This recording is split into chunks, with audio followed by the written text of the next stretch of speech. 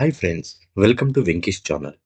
మనకి జోడిమెట్ల లొకేషన్లో ఒక బ్యూటిఫుల్ ప్లాట్ అనేది సేల్కి వచ్చింది. కమర్షియల్ ప్లాట్ అండి. 3 సైడ్స్ రోడ్స్ ఉన్నటువంటి ప్లాట్.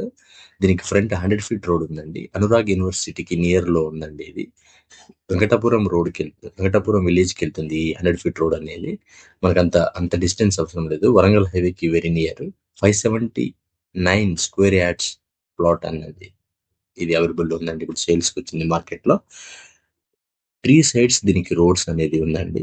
వెరీ బ్యూటిఫుల్ ప్లాట్ అండి.